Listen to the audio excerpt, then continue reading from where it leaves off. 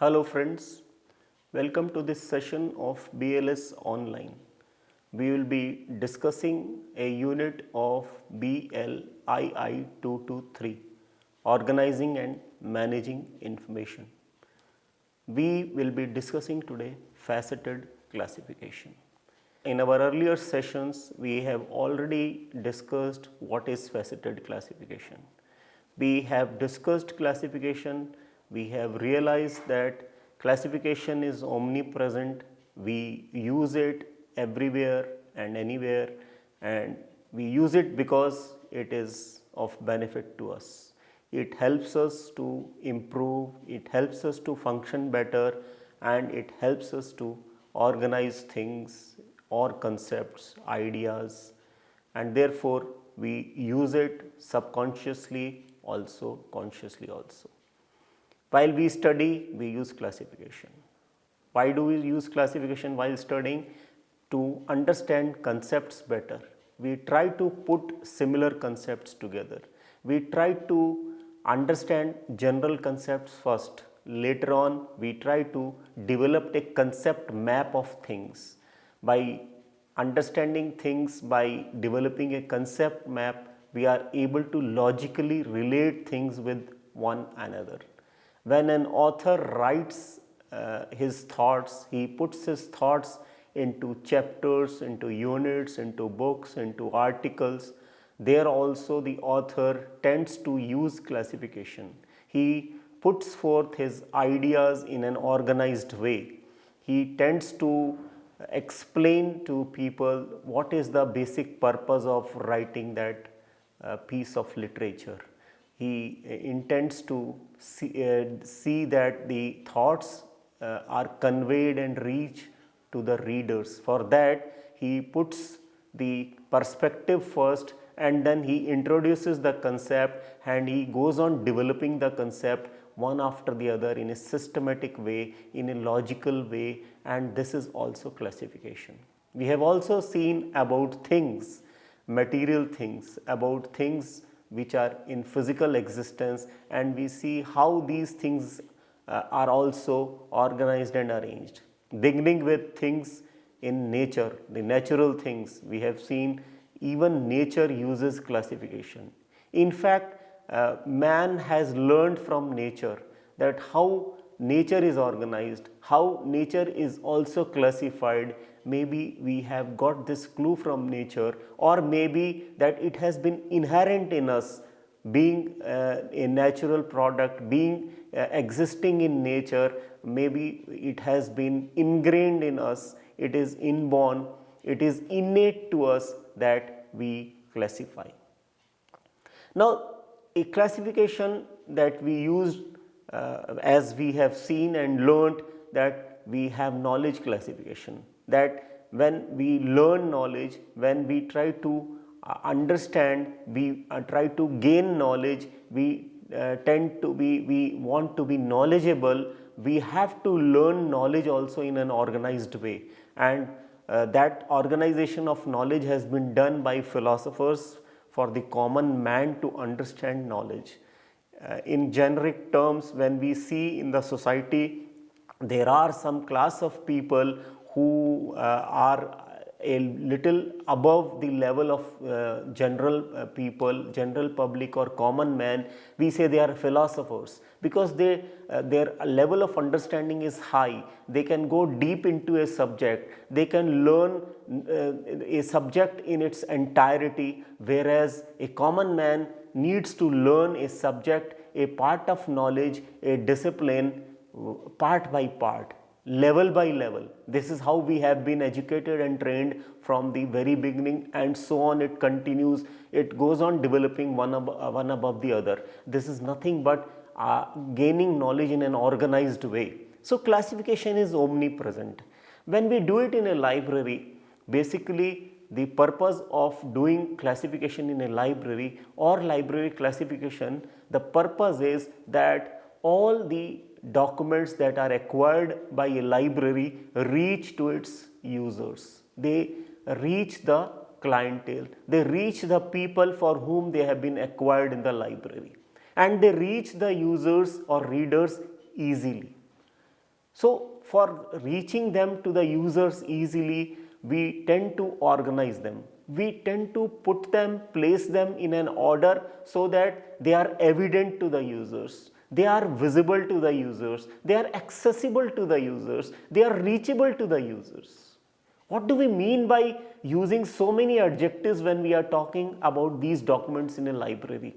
We have discussed earlier that these documents in a library are many in number, are many as far as the varieties of these documents are concerned, are many as far as levels of these documents are concerned, are many as far as the expression in which these documents have been created, the languages that are concerned, the formats that are concerned. So this variety of documents which is there in large number in a library, which keeps on growing with the passage of time, that really requires us in the library to organize them, to classify them, to put them in an orderly fashion. This is nothing but library classification. This, what we do in a library, is library classification. Moreover, we have also learned and understood that this system of library classification that we do in a library, we want it to be mechanized.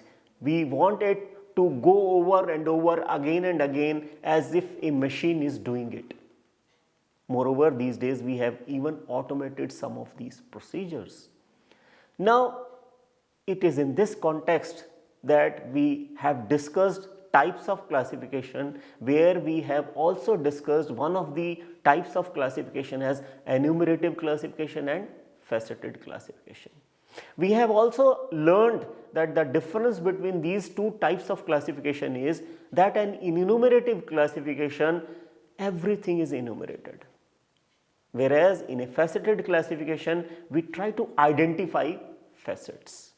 So we will continue with this as far as this faceted classification is concerned. This faceted classification was proposed by none other than S.R. Ranganathan. When he entered library and information science, when he entered the profession of library science as a university librarian, he felt little uneasy when he saw how the libraries organize their books. He visited a large number of libraries, he observed how the books have been organized and classified. He felt that there is something missing. And the reason for him feeling uneasy for that something missing was that the way knowledge is growing, he felt that the schemes of classification, the systems of classification that are prevalent in libraries are not up to the mark. They do not really are able to map the universe of knowledge as easily as they should have done it. In fact, when he entered the profession, all the schemes of classification were largely enumerative in nature. Therefore, this was the reason that he felt uneasy and he proposed this system of faceted classification.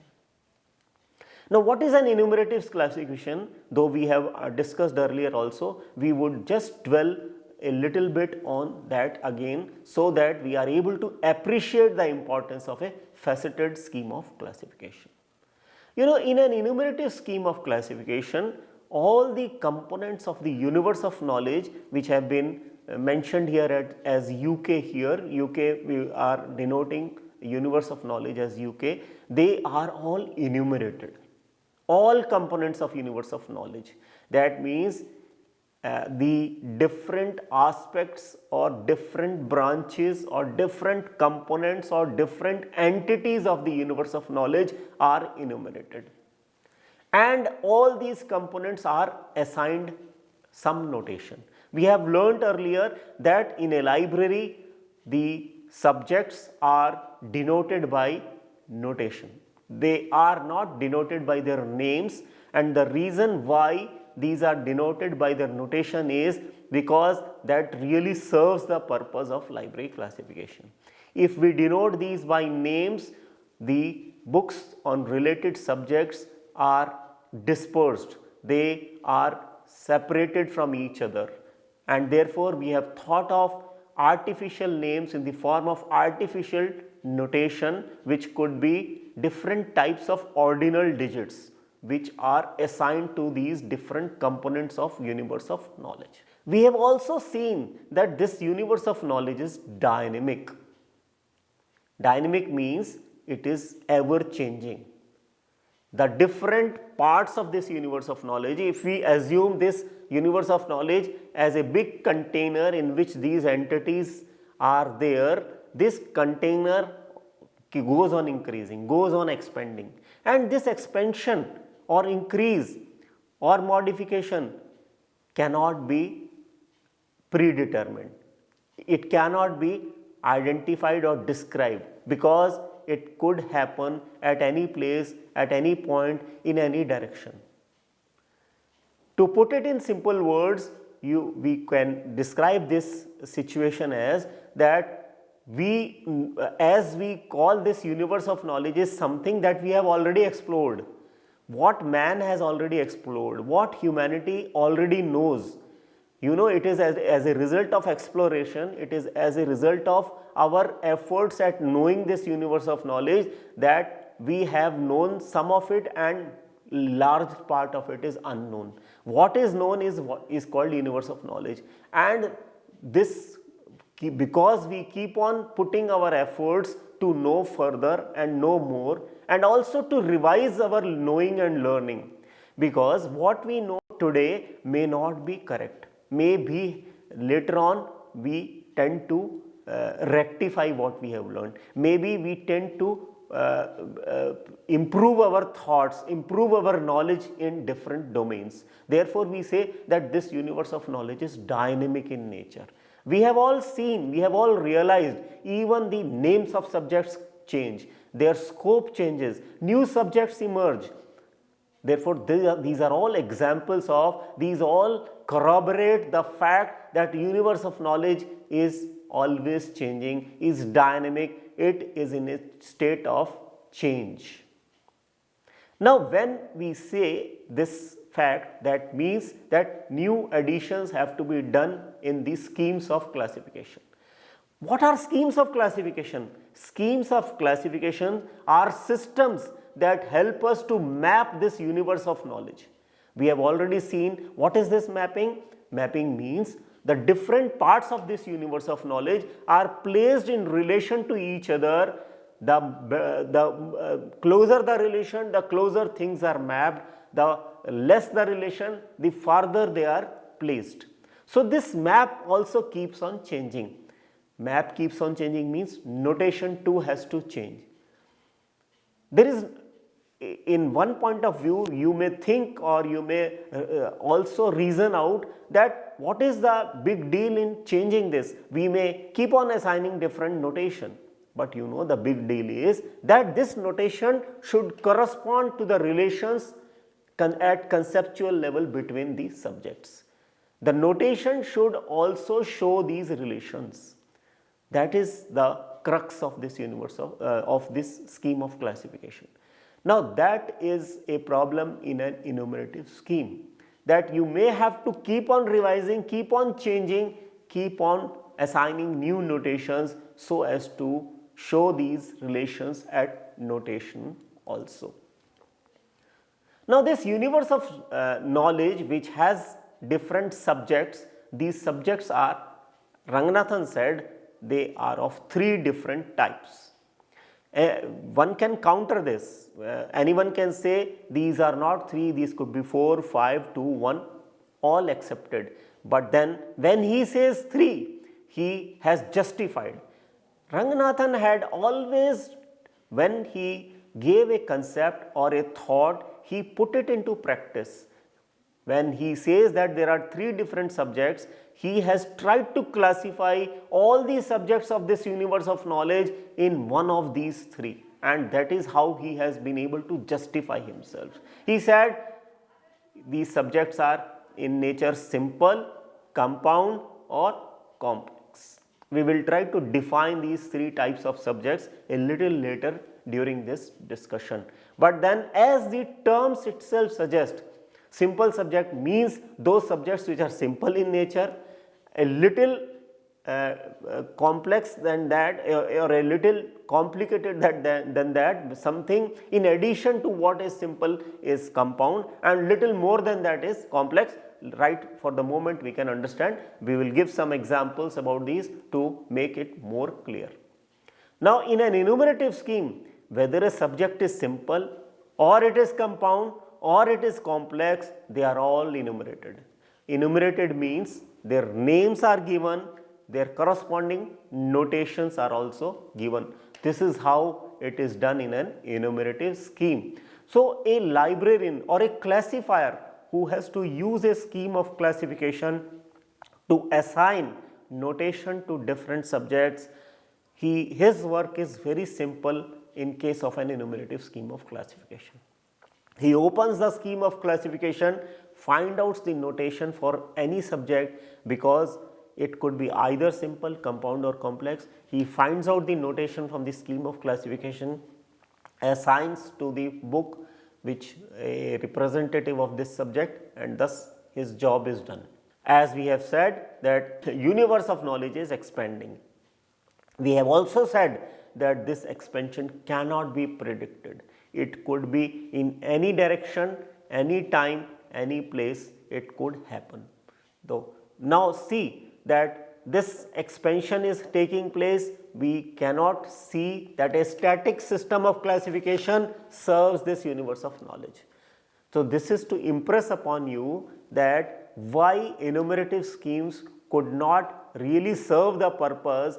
Ranganathan said that these two things in parallel, that on the one side we are saying that all subjects have been enumerated, on the other side we say that these subjects are not static, they are dynamic. So, how could a system survive for a universe of knowledge which has this nature? That was the reason why Ranganathan said such schemes cannot withhold the pressures created by this changing universe of knowledge, and thus suggested a faceted scheme of classification.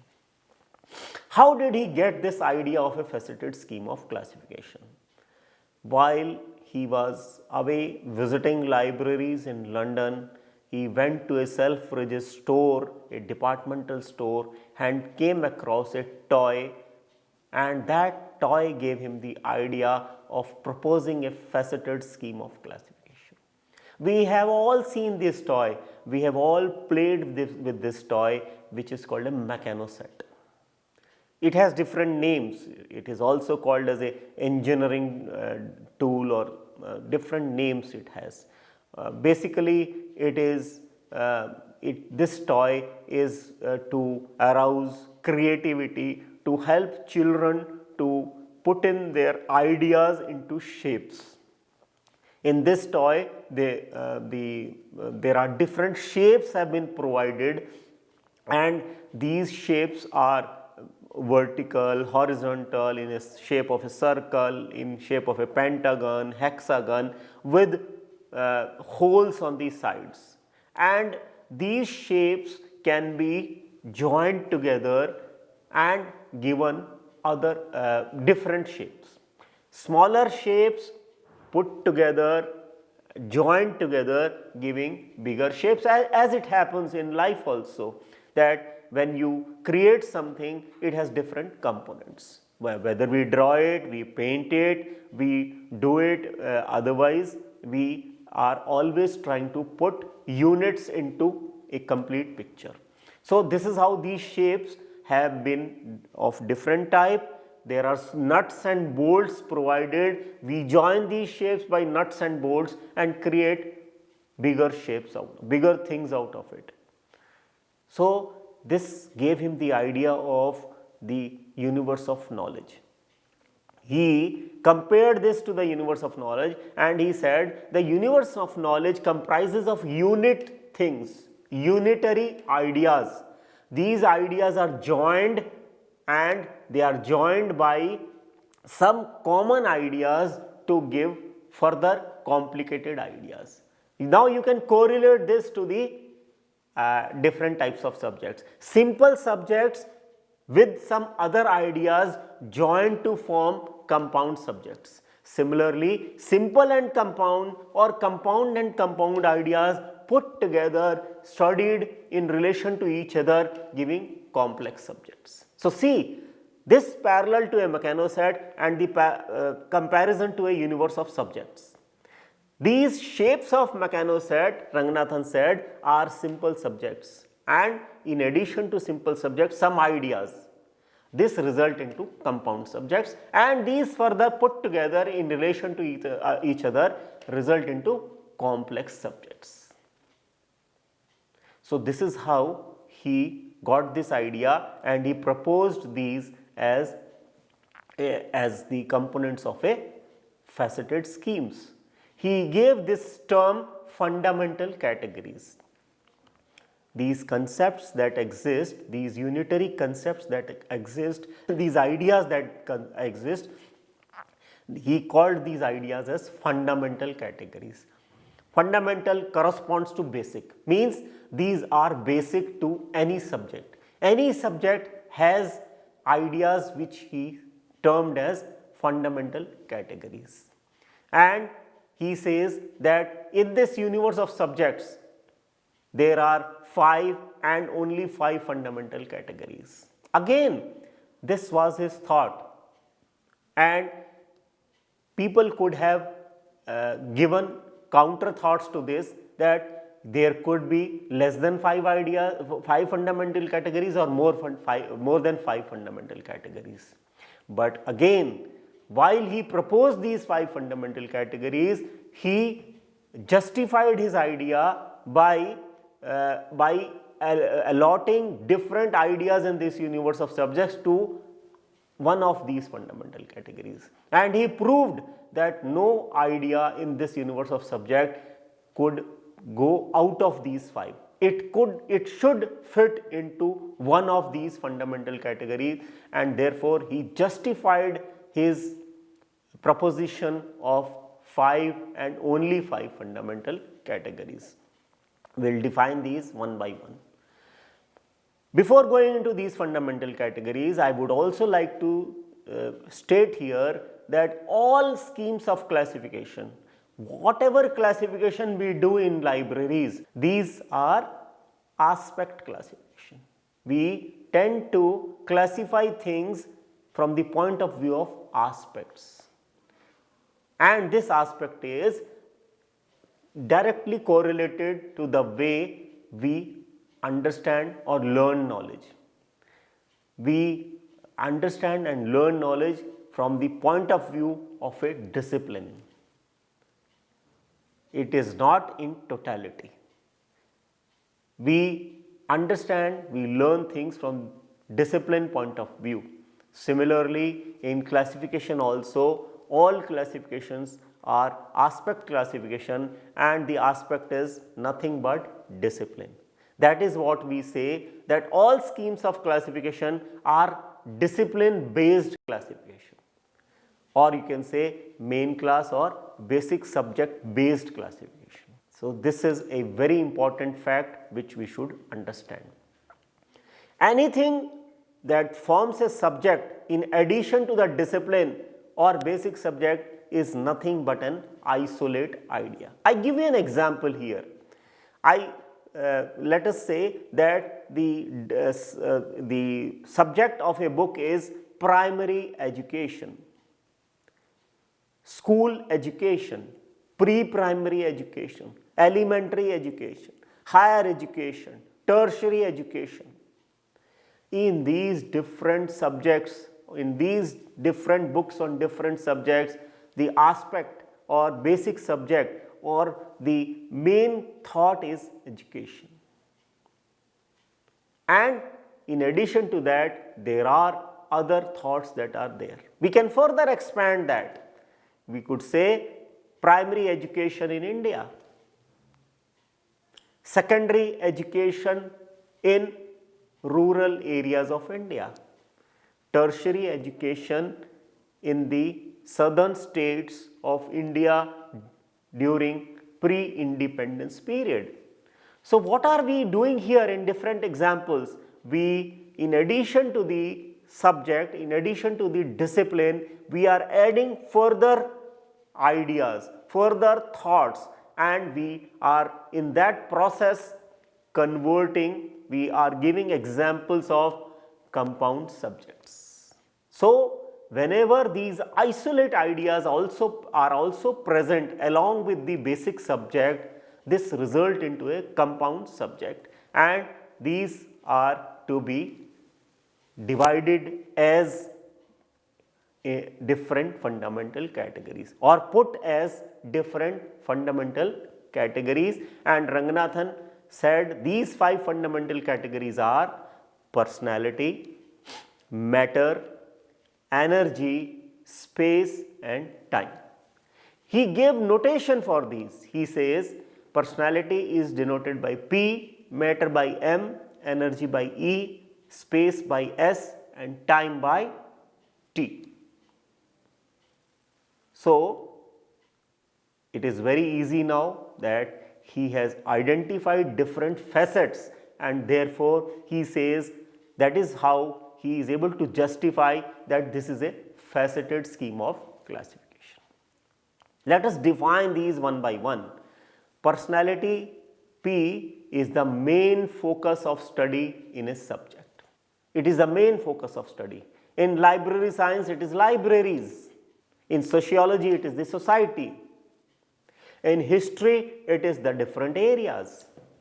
So, that is the main focus of study. But when we identify facets in a subject, personality is little difficult to identify. Therefore, out of the 5, personality is identified last. That is why we say it is identified by a method of residues. Matter as we understand, matter material.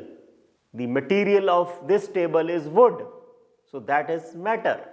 Similarly, property of things also Ranganathan categorized as matter, and he called it as matter property.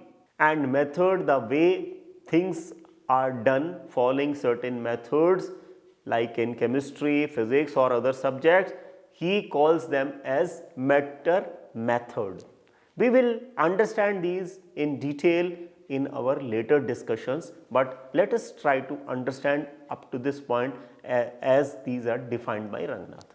In any subject, in a subject, certain concepts denote the happening or manifestation of some action in that. That Ranganathan says is put as a category energy.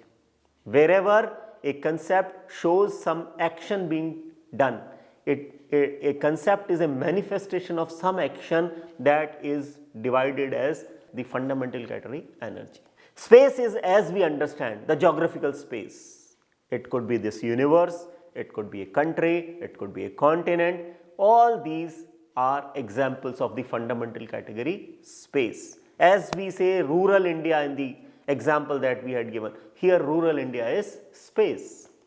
And time is, as we understand time, day, night, winter, summer, monsoon, dry period, morning, evening, first decade of 20th century. These are all different examples of time, and these happen when we talk of a book. When we see a book, this book may be, the thought or subject of this book may be limited by time, and this has to be represented by notation, and therefore one of the facets Ranganathan proposed was time.